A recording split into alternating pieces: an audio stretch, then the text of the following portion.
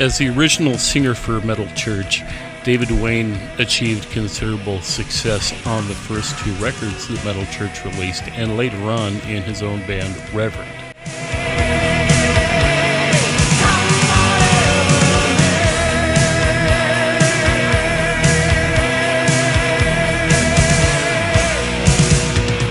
Dave was the kind of guy that would light up a room anywhere he went. He was just a lot of fun to be around. What's that? And in 1992, he asked me to play guitar for him.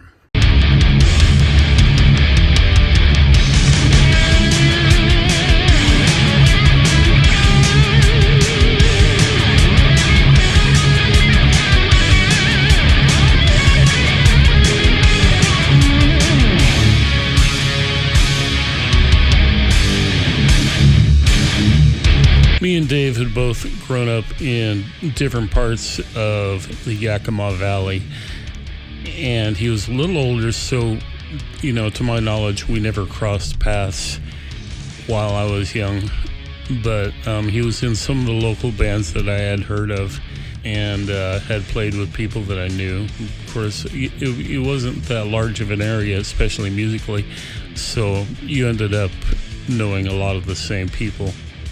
While I was still little in the Yakima area, my mom had met a man who was buying a restaurant on the other side of the Cascade Mountains in a town called Darrington, which was over by the Puget Sound area. And I started playing music in that area with different cover bands and garage bands, and I was playing in bars that I was too young to be in, but I was old enough to go on stage and play. So I was always playing with older people. In about 1985, we moved back to the Yakima Valley, and I started playing with metal bands who played cover music. First time I had heard Metal Church, I was about 21 years old. I was at a party in a storage unit rented by a band that a friend of mine played in. They played covers by Judas Priest, Iron Maiden, Accept, and bands like that. There were probably about 50 people crammed into this little unit. And it was one of these units that all the bands rented for rehearsal, and usually they would try to soundproof them and customize them on the inside. And it could be pretty elaborate sometimes, with framed interiors and a drum riser, a false front door, etc. They started playing this song, and it's the song Metal Church from the album Metal Church. And I remember the drums and the bass starting, and then Randy, my friend on guitar, tore into the most wicked sounding chainsaw riff I had ever heard in my life. And it was dark and heavy, and the vocals came in, and the vocalist sounded like some kind of witch, some kind of wicked witch, which was Dave Wayne. And he sang really high and kind of screechy, especially when he screamed. And I was just blown away. It was one of the heaviest things I'd ever heard, and I was so in love with metal at that very moment. And that's how much that riff moved me, that song, that sound. So later on, I ended up playing with Randy in the same storage complex in a band called Salvage. We were doing covers and were treated pretty much like rock stars in that little town of Yakima when we played places. We were friends with a couple of guys that had been on the road with Metal Church. One was a sound engineer and the other did fan club stuff. And Metal Church had been a regular supporting act for Metallica through those years, in the 80s. And I remember The Dark had just come out, which was produced by Terry Date, who also produced the first album as well. And of course, he went on to produce and work with people like Pantera and a lot of others. So while I was in that formative musical stage, Metal Church was always kind of there in my world when I was getting into Metallica and Megadeth and Anthrax and other people. and another band from the Northwest that opened up for Metal Church and Metallica and all these people, the Mentors, which I actually ended up playing with very briefly as a stand-in for their guitarist in 2012, but that's a whole other story altogether. He came over to the house, I played him some riffs, and we hung out. My cat attacked him. It was the funniest damn thing. Dave was sitting in a chair across from where we were in my bedroom, and I had my window open, and my cat came out from outside, out of nowhere through the curtain, and just attacked Dave. Just grabbed him by the hair, and Dave jumps up, turns around, kicks the chair over, and he's about to do karate on the cat because this cat just scared the shit out of him. So tell me about the first time you met Dave. The first time I met Dave is when Reverend stopped in Washington to do a show in Yakima at the Yakima Convention Center. Okay. At the Rock Against Drugs event. That's funny. It was very funny, as a matter of fact, because we're all pretty much blasted out of our minds. Right. But no, Reverend played, of course, and there were two opening bands. Leviathan, which I was in at the time, and another local band called Charred Martyr. And coincidentally, I ended up joining them later that year. Okay. And they were a little younger, they were faster and thrashier, so it was a Leviathan, Charred Martyr, and Reverend. So I was on eventually I had been in all three bands on that bill, so that was kind of wild. Oh, okay. So you didn't play with Reverend that night? No. Okay. No, but I did use their amps, which was really cool because they had a whole wall of 412s that I got to play through, which was pretty nice because I had to borrow a combo amp from the local music store to play the gig because I didn't even have an amp at the time. So, but yeah, it was a great night, great concert. Someone got hurt. There were lots of, not that was great, but I mean, there was a lot of stage diving going on. Right. There was blood in the bathroom, and it was the women's bathroom? You know, I don't know which bathroom it was, as a matter of fact, but when we got there with our gear and everything, Dave was there kind of like being the person at a restaurant that welcomes everyone and shows you to your table. He was actually being kind of a host. He was going, just put your stuff over there, guys, and and he was shaking everybody's hand. Just real nice guy, just real friendly, and that was the first time I ever met him in person. He impressed me as a very, I don't know what the word is for it, but just a very outgoing and personable person, which was cool, and it was just a great show. So he wasn't stuck up like a rock star? No, not even, no. He was a little touchy when he saw a video camera because my singer's brother had brought a video camera to the show, and Dave was not too happy about that because he was, he didn't like, he didn't give permission for it to be recorded, but it ended up getting recorded anyway. Right. And my singer actually had a copy of that on VHS for several years until it somehow disappeared. I think it either wore out or he just got tired of lending it to people because I never saw it again after that. Otherwise, I'd have some pretty cool footage for for what we're for posterity. Right here. For posterity, yes, indeed. But no, and then after that, later on, like I said, I joined Charred Martyr. So I was living over in the Puget Sound area at that time, and I came over because I was leaving Leviathan, but I came over to do one last show, which was the Rock Against Drugs, where we opened up for Dave. And I came back to join Charred Martyr, and you came back to Yakima? Back to Yakima. Okay. So I didn't. Dave wasn't back on my radar until about the time of the Rodney King riots in LA, and he was living down there in the Compton area, and he said, "Screw this," and he got out of town. I think Reverend was having some issues. They weren't really taken off, and with the scene that was going on at the time. So he hightailed it up to Washington, moved into the basement of a couple of friends of mine, people that I'd known for a lot of years. Mike, who I had played in a band with, he was a singer at one time, and Al, who had done sound for Metal Church in the past and had been on the road with them during their years opening up for Metallica and during those times. Okay. And big pause, edit pause. Where am I? So Dave was from Yakima, right? Yeah. Though he liked to bill himself from Seattle. Well, yeah, nobody wants to admit they're from Yakima.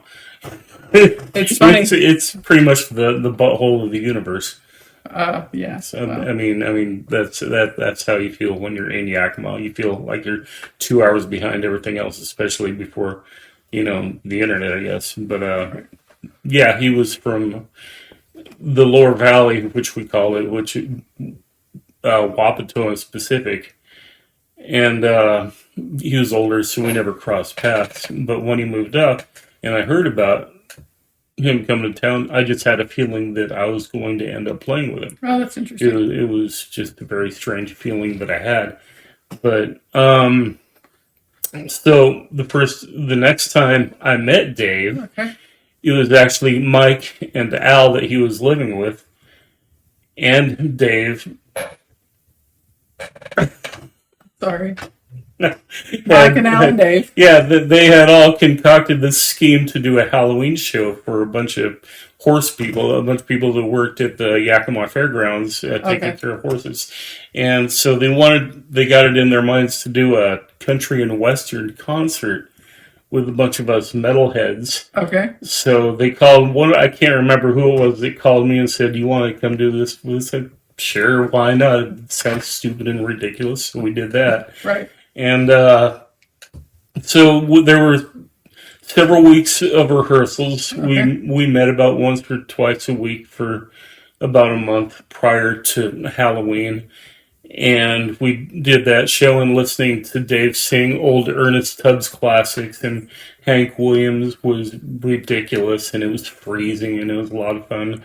And that was the first time I'd ever been on stage with Dave, was actually playing country music. Oh, that's funny. So that was ridiculous. But So later on, you guys did work some country music into some of your sets, I understand. about that, yeah. Well, see, sometime after that show, a couple months had gone by, and I got a call from Dave, left on the answering machine. And no, actually, he'd spoken to my sister, and he left a message with my sister because I was sharing a place with her at the time. Was it a sexy message for your sister? No, he was seeing somebody at the time, so I'm not.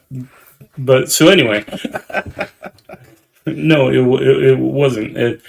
But he wanted me to try out for his new lineup for Reverend, because he decided he was going to put together a lineup of Reverend while he was there in Yakima, and he already knew a couple of people that he was starting out with. There was a guitar player that he was kind of messing around with, and a bass player that I knew that I had played with in the past. And that bass player knew a drummer, and that was the Yakima lineup of Reverend, and the guitar player ended up not staying with us for whatever reason, but they had already established themselves, him and the bass player Chuck, as the house band at a local tavern called the Little Dutch Inn.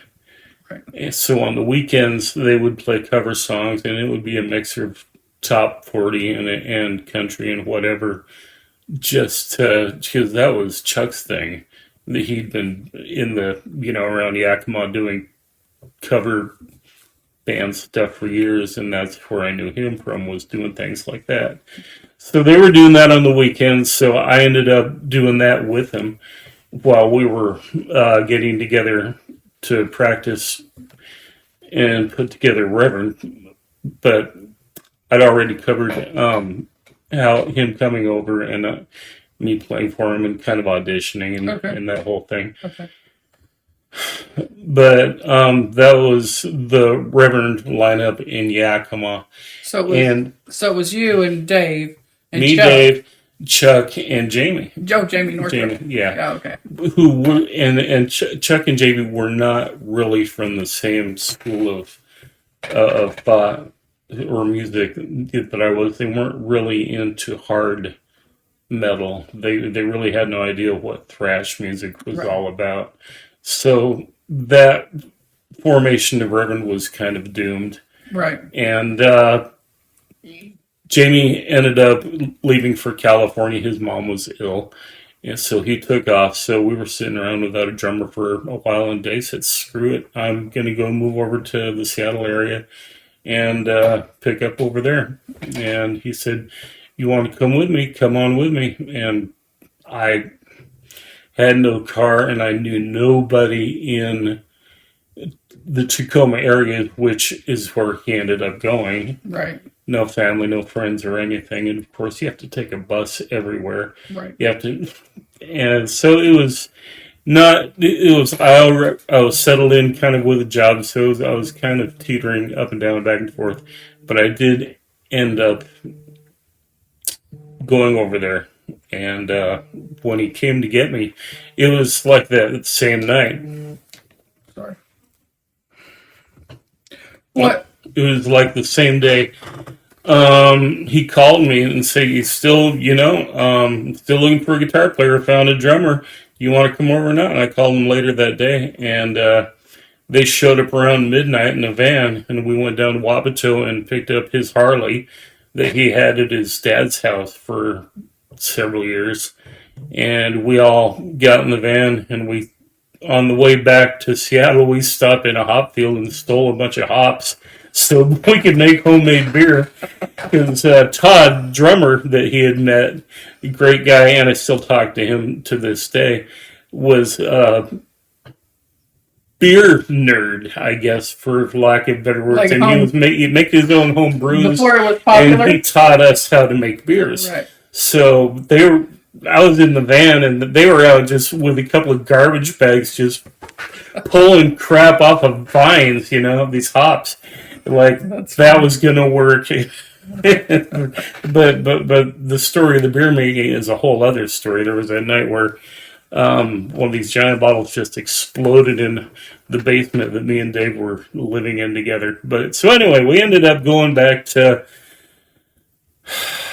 Burien, which was near Renton in South Seattle, near Tacoma. Right. And that was the second incarnation of the Reverend that I was in. So the second lineup, and we spent most of our time looking for a bass player, really. So at that time, it was you and Dave and Todd. Me, Dave, and Todd, okay. And we had another guy that was coming down all the way from Canada. Oh, wow. To show up for practice and gigs, and he had a Camaro, and he smucked that up, and he got another one. I remember that about him. His name was Dave. I can't remember his last name. But we had played at the Detour Tavern, among other places.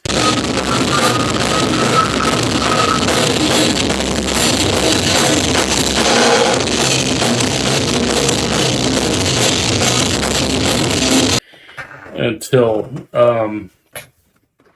the next show we had scheduled, we were going to play on a Friday night, but me and Dave had got pulled over that week, so I ended up in jail on that night, and he got a slap on the wrist.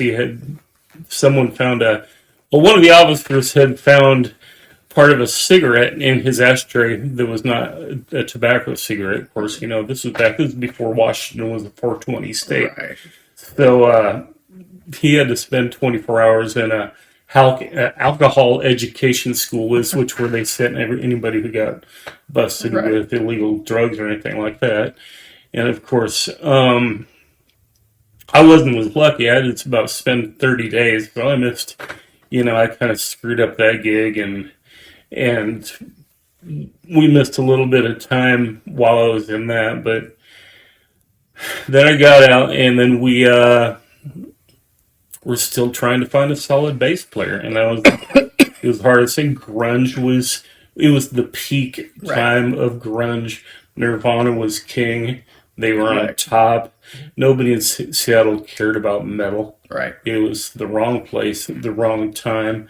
And I was just going back and forth. This is back when, if you didn't have a car, you had to do it the old-fashioned way. You didn't get to apply for a job online. We didn't have the internet, so you had to go down, get a newspaper, go through the want ads, make phone calls, and then go get a bus route schedule at the gas station, Right. and figure out which bus or buses, usually which was the case, to get to the interview. And if you were lucky enough to get the job, then you spent 90 minutes or more every morning getting to work. So I was used to getting up at 4 in the morning every day just to work a part-time job, which was barely keeping me afloat. And after a while, it was just, it was just becoming too much to maintain. So I ended up back in Yakima, and that was my end of my stay in Reverend. But by that time, we had already recorded a couple of demos. In fact, we did that when we were in Yakima with Chuck and Jamie. Right. And there were 6 or 7 songs on those first 2 demos. And those were going to be coming out with some other music that was recorded later on Vic Records. Okay. So did you write those songs? Yeah. Well, here's the story. How did it work with Dave? Well, Dave was fine. Dave brought everything to the table. What people don't understand is that you can't just slap a band together and have a successful unit. Dave brought everything he needed to the table. He had the talent, he had the name, he had the reputation, he had the performance experience, and the ability to command an audience, and the respect that came along with his years of doing what he did with Metal Church and Reverend. Right. I had full control of music creation in previous bands that I was in, especially in the last band, Right. and we were doing really well musically, but it just wasn't coming together for us. So but the music is still going to be released, and I cringe a little bit when I think about it, because it wasn't my best stuff, because I was working with a couple of people that were more formulaic in the, is that a word, formulaic? Formulaic, yeah. Yeah, in the 3.5 minute song model, Right. which is popular for FM airplay. Right. And that's not what thrash metal is all about. Right. Most thrash metal songs or music that I was used to at the time, 3 minutes went by before the vocals even came in. Right. So we were totally from 2 different schools of music. But so there were already those 2 demos, and that's what we were working on, was the music that we already had. Plus, we were trying to, get some new stuff together too. But it just, finding a bass player and staying alive over there in that time just made it really difficult. So I said goodbye to Reverend for that period of time, and I didn't hook back up with Dave until about 1999. Okay. And was that again in Yakima? This was still in the Tacoma area. Okay. And I was... How did that happen?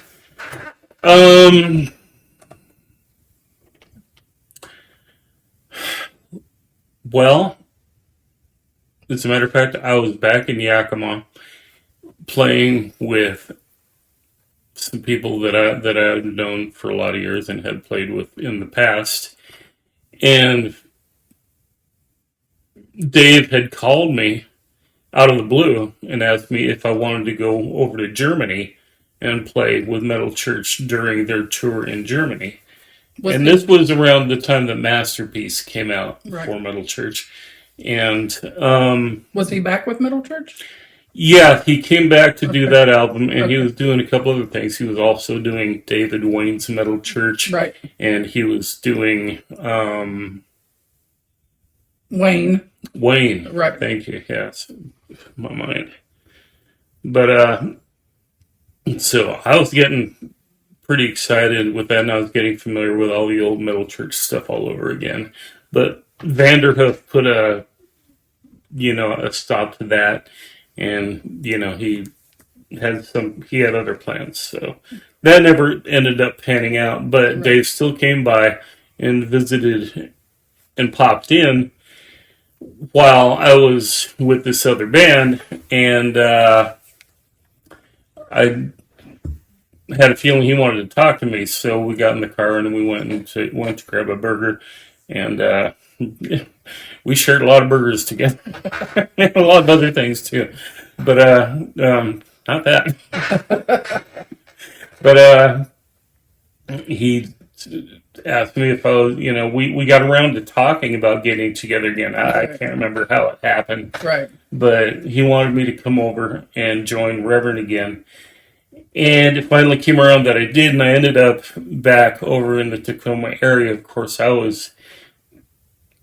found a place to live in Olympia, which was it was a good 25 minutes away from where we were practicing Right. in Tacoma. So again, transportation was a problem, and Todd was still with Dave. Okay. Todd, they had found a different bass player, another great guy that I also still talk to. These guys, the guitar player at the time hated my guts, and it was just another doomed situation. Right. It was so that fell apart. That didn't work out. And when I left that time, that was the last time I saw Dave until I heard that he died. Well, I didn't see him, but I'd heard that he died in 2005. Yeah. And that's when we lost Dave Wayne. Yeah. So what was it like? I know playing like the whole coming up with a band and coming up with music and all of that is difficult, and the timing it almost has to be like a perfect storm for a band to really click at the right moment in the right time. Metallica, right? That they were young and they just got rid of Dave, and Kirk joined the band, and then they exploded because it was just the right timing, right? So, but aside from all that, what was it like just to be friends with Dave? Well, Dave was just a fun guy to be around. Like I said, he could light up a room everywhere he went, and he did. He was loud, just a loud, personable, authoritative voice, and he liked being the master of ceremonies, Right. Wherever he was. And he liked to get things started. He liked to get initiated. And he was like a little kid in a lot of ways, too, because he'd be over at my house while I was trying to work on riffs for the band, and he'd find my nephew's Super Soaker.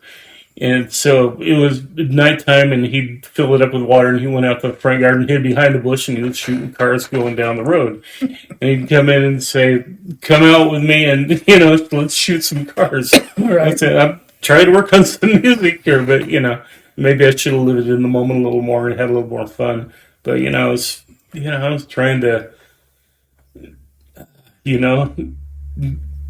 make my mark or whatever, and make the music, and just you can't go back in the past and do things differently. And I kicked myself in the ass for a lot of years for not sticking with it, or for leaving and all this other stuff. But the thing is that some situations there's just no blame, All right. for anybody. I mean, sure, I was young and stupid in a lot of ways, and I did a lot of things wrong, and not just in Reverend, but in other things. But sometimes things are just not cut out to work. Dave was faced with the nearly impossible challenge of finding, a band, since he wasn't an instrumentalist. Right. Who wrote riffs. He had to be able to find 3 or 4 other guys that could not only play well, create something really amazing, something worthy of his reputation and his stature of who he was, but also, 3 or 4 guys that can get along and are all still on the same page. And that's, it's not as easy as just saying, let's start a band and let's rock the world. That just, there's so many variables, so many different things that have to happen and come together. And you're really lucky when that does. It's like you said, lightning in a bottle. Yeah. Or the perfect storm is what I said. Those were your words. But yeah, when the right elements come together at the right time, and they're all on the same page, and then you still have to get lucky. Yeah. And that's what Dave was faced with after he left Metal Church. Yeah. And I think the closest he came was right after he left Metal Church and he hooked up with the guys in Heretic. After that, he was striving to put together the perfect lineup, which I don't think he was ever able to fully achieve. But I wonder what that was like for him to go from, because back in our day, in 85, 84, 85, 86, 87, they were the 3 M's, right? Metallica, Megadeth, and Metal Church. You thought of them all together as one kind of epitome of metal. Well, we certainly did in the Northwest. Yeah. And so what I wonder how it was for him, and I don't know if he ever mentioned it or if you guys ever talked about it, but I wonder how it was from him to sort of have all that and then have to go back to square one to try to rebuild everything. Well, playing at the Little Dutch Inn, for instance, he embraced it with everything he had. Did he really? Yeah. Well, no, when he was at the Little Dutch singing Garth Brooks, there was nobody better singing Garth Brooks. He had a deep. In fact, I wish he'd used that deeper, lower voice, that cleaner voice, more often. But what people were used to was the high screaming, and that was Dave. And that's like every singer in Metal Church has been pretty much a mimic of Dave since then. And it's not their fault, but the classic Metal Church songs require that someone sing like Dave. Yeah. Gods of Wrath. Yeah. Metal Church, Ton of Bricks, Start the Fire. Yeah.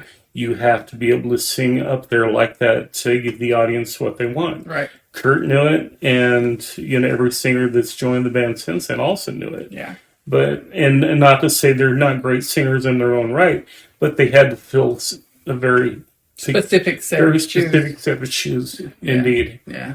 So it sounds like he loved performing. It sounds like, and so whatever people were in the audience, he just performed for them. Well, can you imagine? It's after you've played in front of thousands of people, and you got used to doing that night after night after night, especially when you're opening up for a band like Metallica. Yeah. Then to find yourself, and a lot of people do, they find themselves suddenly in front of much smaller crowds. That's fair. But he embraced it. Like I said, he went after it with everything he had. He didn't do anything halfway. Yeah. And he expected the same from everybody else. Right. And why wouldn't you? Right. But, no, I know it was difficult for him. Yeah. I know it was challenging, but he never showed it. He was always a goofball. Well, he just always faced what he was dealt. Yeah. I met him a couple of times when they were still at their height. They had you did, didn't you? They had everybody had a practice room at the Music Bank, which I think you've talked about. I remember the Music Bank. Yeah, I've been there. Everybody had even Queensryche still had they didn't come very often, but they even had a room there still. And that was when it was all switching over. But Dave would come a lot of the times. Nobody else from Metal Church would be there, but they were in Seattle for whatever reason, and he would come because it was a party, right? Right. And he was just hanging out and having fun. And I did meet him one time when they're right before they went on tour with Metallica for Big, like they were getting ready to play that. They played the gig with them in '86 at the arena in Seattle, which was the big gig for them, right? where Northwest Metal Fest? no, it was just Metallica was playing for. I think it was the Master of Puppets tour, Well, and it was the Metal first Church time, opened. and it was it right was after hilarious. it was right after Cliff died, wasn't it? Yes, it was Jason Newsted's first performance in the U.S. after filling Cliff Burton's Right. place, and it was so funny because I think they must have already been friends, Metallica and Metal Church, because Yeah, like Metal Church pushed Elektra Records. Sorry, Metallica. Lars and James pushed Elektra to sign Metal Church before another label got a hold of them. So in that gig, they kept playing pranks on each other, which you could see Dave's humor in that. Like when Metal Church was playing, Vanderhoof and Dave came out on pogos. I mean, when Metallica was playing, they came out on pogo sticks and they were just jumping up. I mean, who can pogo stick really, right? And so at one point, and drunk, Vanderhoof flies out into the audience. The pogo stick goes another way, and you know they were probably And then they kept coming out and taking Lars's drums till at the end he only had like 2 drums left. And so I don't know if that was them or if it was roadies, but when Metal Church was playing, somehow Metallica took over the sound system, and they were going, "We're Metallica, we need women," and that's all you could really hear. Dave was trying to sing over that, so they were funny.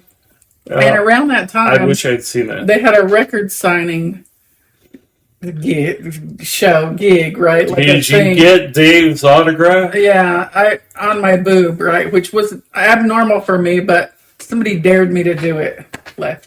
Somebody dared me to do it, and I can't pass up a dare, just so you know. I have to be the best at everything. That's just the way I am. And he was very excited because it was his first boob, he said. Probably said that to all the girls, right? But anyway. It is a good line. It was funny. It was funny. So, yeah, I met him a few times at different parties in the music bank, and he did always seem like he was having fun. Yeah, well, I think having fun might have come between him and Metal Church at some time. He might have overdone the fun part a little too much. There really is no official, as far as I know, in the annals of metal history, there's no official reason for why he left Metal Church. And I don't know if you know the answer to that. No, all I, it's just he said, she said type of deal. Right. So it's, I'll leave that to the experts. Right. I know Dave's side, and I know what I've heard in other places. Right. But, the only people know is the people that were there at the time. Didn't he also come on your weird TV show one time?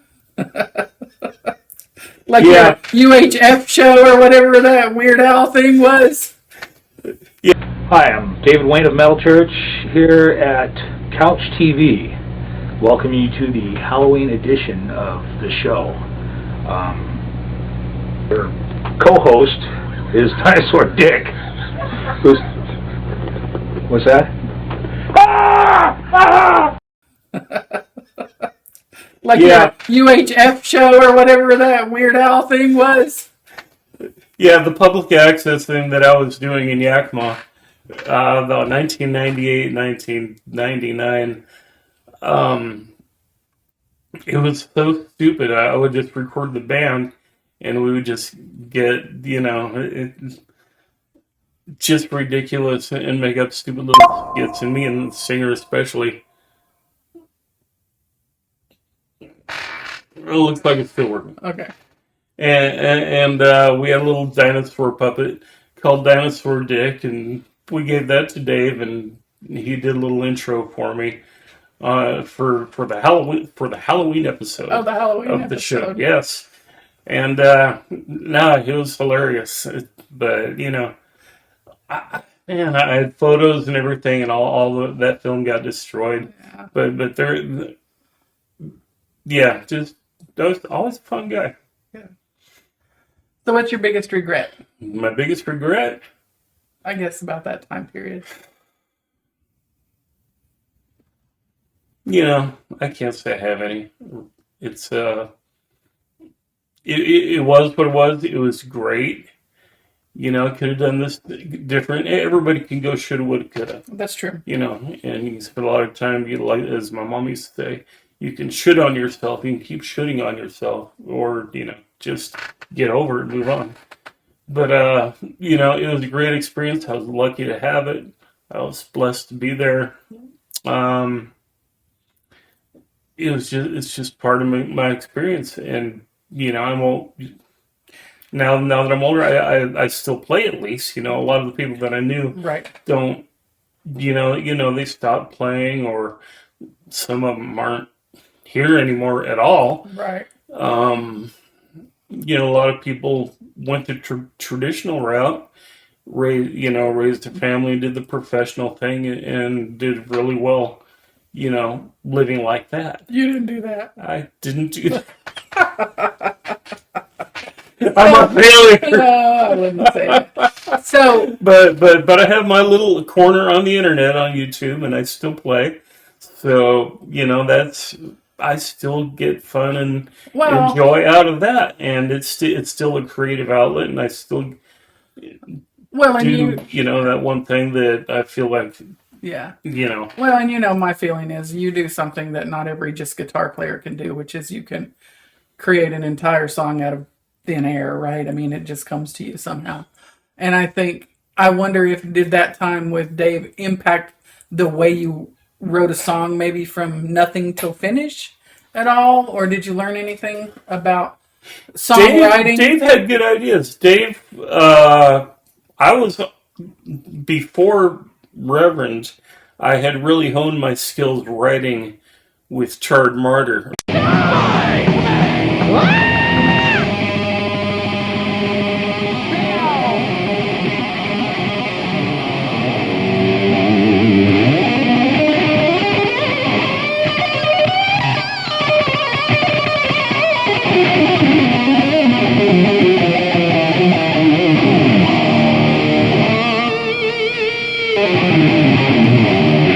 After when I joined them, and because I was replacing their old guitar player who was leaving and going somewhere, but I was replacing him, so I was taking on their new set.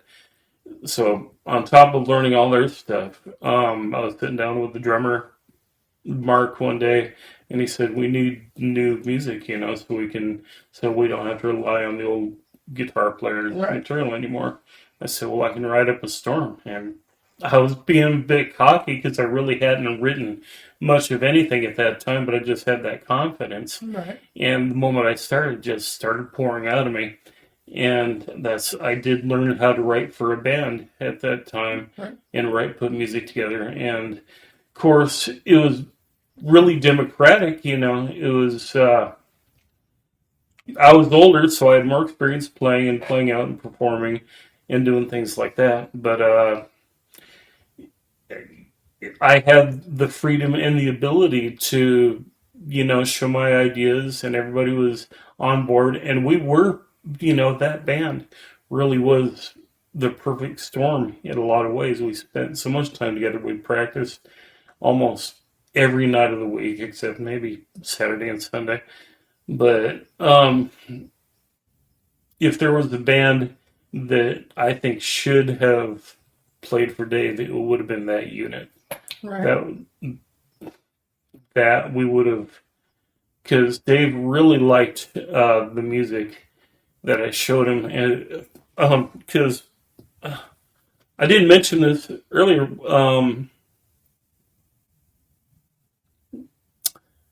Prior to the country gig, or maybe after, no, this was prior to doing the country gig, we had all heard that he was going to be showing up at a brewery downtown in Yakima across from the county jail, where a friend, conveniently enough, where my singer, he had a side project in a band called Trouser Trout, and they made it real big, I think. Saw them on Saturday Night Live once. No, you did not. I did not. No, you did not. But no, but we heard Dave was going to show up there, so of course we were all going to head down there and try and bump into him, Right. you know. And I just happened to have a cassette player in my pocket with a set of headphones and a demo that our band made, the year before or whatever. And we got to talking to Dave, and he was all into it. He was all, yeah, let me hear you tape and stuff. So we gave him the headphone stuff, and he was going. And I think that's what made him call me, because he really liked the music. He really liked the music. Well, and it sounds like he was really looking for not just a guitar player, but he had. Well, no, he needed a riff maker. He needed someone with a vision, or at least someone that could create riffs. Because, like I said, he wasn't an instrumentalist. Right. You know, he was. There was no better lyricist. Right. He was a great lyric writer, great singer, He's well read, great front man, but he needed, that's a tough place to be in. Yeah. To try and, find what I talked about before. But yeah, he's heard the music and he liked that. And that was, by that time that I got with him, I had all the experience for writing, under my belt. And so those few songs still remain that you talked about? Well, the songs that ended up on demos. Yeah, or the songs Dave. with Dave, yeah. Yeah, we made 2 demos in Yakima that I talked about. Professionally recorded? No, professionally not at all. No. Okay. We borrowed a couple of multi-tracks from a friend of ours. When we weren't playing at the Little Dutch Tavern, we were practicing at the Little Dutch Tavern. Oh, okay. There was a curtain that we'd draw around in front of the stage, and while everybody out on the other side of the curtain was playing darts and drinking and having a regular tavern evening, we were on stage working out new Reverend material. Oh, that's cool. Yeah, and because the owners didn't mind, they were all into it. I guess they were fans of Dave, or Dave just sweet talked him or whatever. I mean, or he was, Dave just had a way with people. Dave was very charismatic, and of course he was Dave Wayne. But so we were working out stuff into the wee hours of the night, maybe about 2 in the morning. I'd get up at 5 every morning, go down to the warehouse and pack apples all day, and then get up and do it all over again. And we recorded 2 demos on that stage with the songs that we had written on that stage for what they were. And like I said, those are going to be released on Vic Records, along with 2 or 3 other songs that I had written with Dave on Long Beach, Washington, where we had stayed for a few days. That a friend of his had a small resort, or at least they were operating a motel on one of the beaches in Washington State, and we spent the weekend with a 4-track and a drum machine. I laid down about 3 songs. And I'm pretty sure a couple of those are going to be on this collection too. And like I said, it's kind of cringy because they weren't the best quality. I mean, these are tapes that had been... It was also the 1990s. And these tapes had degraded and disappeared over the years. Right. And nobody had a copy. This smells like piss, dude. Airheads, yeah. But yeah, that's a long time has gone by. And one person tracked down all these recordings, and this is the same fellow that helped me get Rocks Records to release the album that I put together in 2022. And he was just the biggest, still is the biggest Dave Wayne fan that ever lived. And for a long time, he had an online a museum of just art, photos and videos and everything that he'd collected over his years. And I came onto his radar because he had heard about me playing with Reverend, and he'd followed me ever since on Facebook. If I'd cancel an account, he'd find me again and, find my new account. And he, I ended up I had one of the tapes. I had the last tape that I made with Dave, and I ended up giving him the cassette.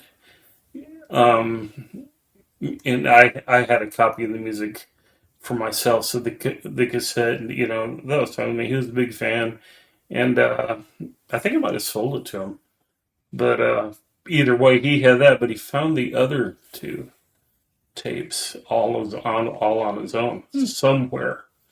Interesting. Somewhere in someone's collection, and I don't know if it was one of Dave's old producer friends like Dan McConomy or Brian Krebs, people that had worked with Aerosmith and Ted Nugent, but one of these people still had a copy of one of those demos, and Terry, his name, was able to procure these cassettes, and this is what's going to be released soon.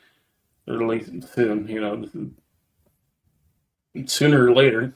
Yeah. But I have a feeling it's going to be out probably not long from now. Nice. So I think the working title for the album is going to be Soul Eater, but don't quote me on that. I don't know for sure. That's up to the record company and what they decide to do with it. And that's just part of history. It's nothing more than that. It's just so people can hear something else Dave did that was never before released. Right. Which is exciting in itself, regardless of what the music, what the quality of the recording is, or the songwriting for that, for that matter. But it'll be a curious piece for sure. Yeah, interesting. So your life with Dave was a roller coaster. Well, we went through all the things that friends go through together. Well, and we were good buddies. We hung out. Where we'd be mad at each other sometimes. Just everything that normal people go through. We went when Jurassic Park came out. We went to the sneak preview, and I remember this. He got tickets to the sneak preview of Jurassic Park, so we saw the first opening night. And we loved it so much that we went back like 6 times together. We'd be in his car smoking a joint, and then going in and watching it again, and we couldn't get enough of it. Did you take Dinosaur Dick? No, this was pre-Dinosaur Dick. Yeah, but what a mid-stopper. Well, that's what he was based off was the movie. So he came out years later. Okay, but no, and just so many great experiences. I don't think, and I'm not an expert on this, but I'm a historian and I'm super smart. So I think, to me, it seems like a band it's not just a group of people who make music. It's very much a family-like relationship with ups and downs and arguments and reconciliations and all of those kinds of things. And in the end, even when the people in our family are gone, they're still part of us because they live inside us. Yeah. Well, and in your case, they live in music too. Yeah. Well, look at two of the most impactful groups in hard rock and heavy metal, Pantera and Van Halen. You had brothers. Yeah. These were brother bands. Yeah. So that someone once said it's being in a band is the closest 5 guys can get without having sex. Right. And that's I guess that's true. Except for Rammstein. Oh, I didn't say that. You can cut that out. You can cut that part out. I'm not going to. but I love Rammstein. But no, it's you have to have all that because music is emotion. You feel it. Yeah. And it has to come from inside you, and it's not just always fun stuff that comes from inside you. And your interactions with each other that comes out in the music. And if you don't have that, it's one thing to go out and play covers. You can slap together a cover band and go out and do cruise ships or weddings or just taverns or whatever and play music that's already, been recorded by somebody else. Right. But it's a whole other animal to get together a bunch of guys and go out and put together what you made yourselves. Right. And even if whether it's one guy writing the riffs or two or more people collaborating, it's a whole different other thing. Right. And it's not easy. And you shared all that with a giant of the time. Well, he was a big guy, and we were both big guy. We both. He had a little bit of a weight problem, Well, and he was pretty self-conscious of it. I meant more in like. But yeah, a metal giant. He wasn't. If by all rights, he was a metal god. I mean, when kids look back in history, if kids ever look back in history at real music, that's part of the legend, the legacy of it. Yeah. Well, Dave and the work that he did. Well, and you don't have to tell kids today that music sucks because they know it. Yeah. There's when's the last time you've seen a generation of kids that loved their parents' music so much? Of course, there's a lot more distractions these days. Yeah. Video games and cell phones and screen time. But I mean, what would you say is your biggest takeaway? Biggest takeaway from your time with Dave? It's just all part of it. There's so many other, You have to come up with one. I have to come up with one? One big takeaway. One big takeaway. I love you, Dave, and I miss you. Yeah. You were one of the greats. Awesome. Okay, Bill's gonna cry now, so I'm gonna turn off the camera. I feel like I'm about to go on a f***ing rampage.